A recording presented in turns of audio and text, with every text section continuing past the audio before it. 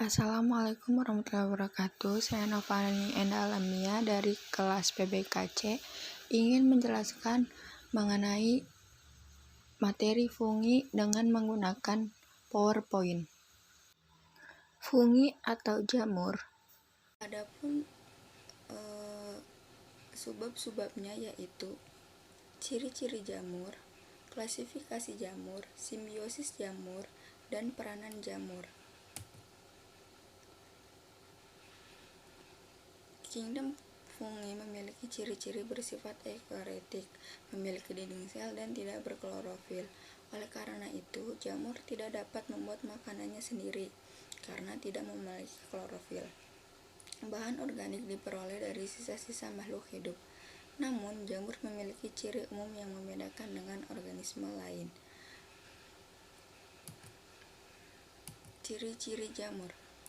Ada yang uniseluler dan ada yang multiseluler, tidak mempunyai klorofil, memiliki bentuk tubuh yang bermacam-macam, ada yang berbentuk oval, bulat, pipih, bercak-bercak, embun, tepung, untaian benang seperti kapas, kancing baju, payung, dan mangkok. Dinding sel yang tersusun dari zat kitin dapat bereproduksi secara aseksual dan seksual.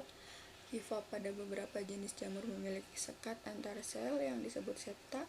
Jamur multiseluler memiliki sel-sel memanjang yang disebut hifa. Heterotrof, ada yang saprofit dan ada yang parasit. Jamur mendapat makanannya dengan cara menyerap zat organik dari tempat hidupnya. Klasifikasi jamur itu dibagi menjadi 4. Yang pertama Zygomicota, kedua Ascomycota, yang ketiga Basidiomycota, dan yang terakhir Deuteromycota.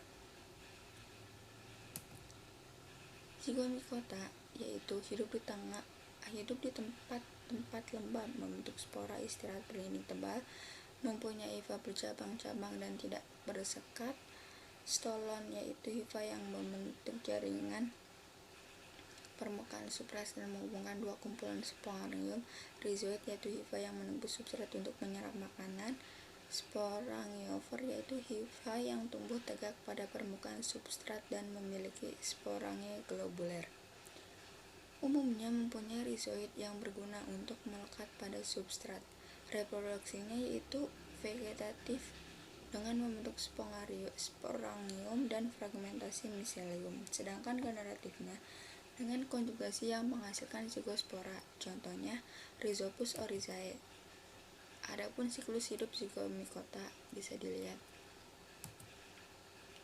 Selanjutnya yaitu Ascomycotina. Ciri-cirinya yaitu sebagian besar multiseluler dan ada juga yang uniseluler. Hifa bersekat dan ada yang tidak membentuk tubuh buah. Neurospora krasa. Ada yang membentuk tubuh buah dan tubuh buah askokap berbentuk mangkuk, bulat dan bulat panjang. Saprofit, parasit, dan bersimbiosis dengan alga biru membentuk lichen.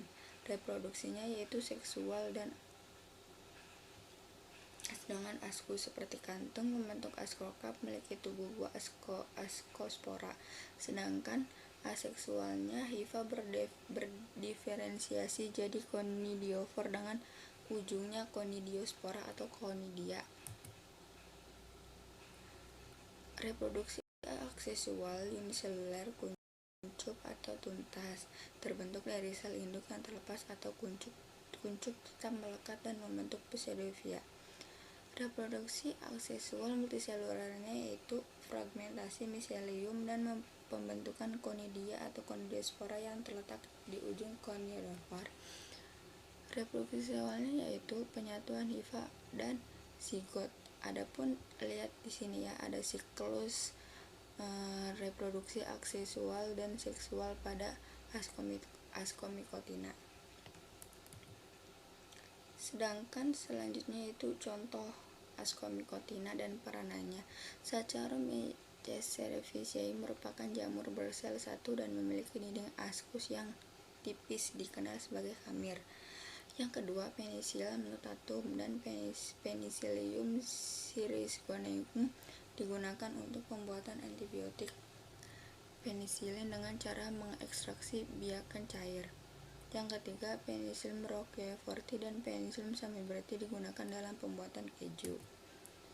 Yang ketiga, Basidiomycota. Adapun ciri-cirinya yaitu dinding selnya tersusun atas zat kitin, multiseluler, hifa bersekat, mengandung inti haploid, memiliki keturunan diploid lebih singkat, membentuk badan buah yang disebut basidiokarp, reproduksi vegetatif dengan membentuk konidispora, reproduksi generatif dengan menghasilkan basidiospora. Adapun siklus hidup Basidiomycota yang terakhir yaitu Deuteromycota. Ciri-cirinya memiliki hifa bersekat dan dinding selnya dari zat kitin, jarang membentuk tubuh buah dan berukuran mikroskopis, hidup sebagai saprofit atau parasit, reproduksi seksualnya belum diketahui. Jadi semua jenis fungi yang sudah dapat diidentifikasi, tetapi belum diketahui cara reproduksi seksualnya dikelompokkan dalam Deuteromycota. Reproduksi vegetatif dengan membentuk konidiospora, blastospora, dan artrospora. Belum diketahui cara reproduksi generatifnya sehingga disebut jamur imperfecti atau tidak sempurna. Contoh dan perannya yaitu di sini. Selanjutnya, simbiosis jamur. Jamur dapat bersimbiosis dengan makhluk hidup lain seperti ganggang hijau. Simbiosis ini disebut dengan lumut kerak. Selain lumut kerak, simbiosis jamur pun dapat menghasilkan mikoriza, lichenes atau lumut kerak. Merupakan simbiosis antara jamur dan alga. Dari simbiosis ini, jamur memperoleh makanan hasil fotosintesis ganggang karena ganggang bersifat autotrof. Sementara itu, jamur yang heterotrof dapat menyediakan air, mineral, dan melakukan pertukaran gas serta melindungi ganggang. Yang kedua yaitu mikoriza. Merupakan jamur yang hidup secara bersimbiosis dengan sistem perakaran tanaman tingkat tinggi, walau ada juga yang bersimbiosis dengan rhizoid, akar semu jamur. Mikoriza merupakan simbiosis yang obligat dan memerlukan akar tanaman untuk melengkapi daur hidupnya. Jenis mikoriza di sini ada dua. Yang pertama, ektomikoriza, merupakan mikoriza yang menginfeksi permukaan luar tanaman dan di antara sel-sel apex akar. Yang kedua, endomikoriza, merupakan mikoriza yang menginfeksi bagian dalam akar tanaman di dalam dan di antara sel-sel apex akar. Selanjutnya yaitu peranan jamur. Adapun peranan yang menguntungkan yaitu Hamir Saccharomyces berguna sebagai fermenter dalam industri keju, roti, dan bir. Penicillium notatum berguna sebagai penghasil antibiotik. Hygroporus dan Lycoperdon perlatum berguna sebagai dekomposer. Volvariella volvacea jamur merang berguna sebagai bahan pangan berprotein tinggi. Rhizopus dan mocur berguna dalam industri bahan makanan, yaitu pembuatan tempe dan oncom.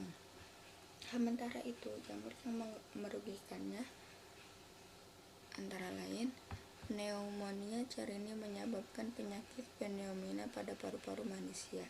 Albugo merupakan parasit pada tanaman pertanian. Candida sp penyebab keputihan dan sariawan pada manusia. Lichen melapukkan batu cantik atau batu bangunan. Trichopiton tonsurans penyakit tinea capitis yang menyebabkan gatal, ketombe, dan rambut mudah patah. Mungkin cukup sekian untuk penjelasan materi, kurang lebihnya mohon maaf. Selanjutnya untuk aplikasi iPhone screen recordernya sendiri bisa langsung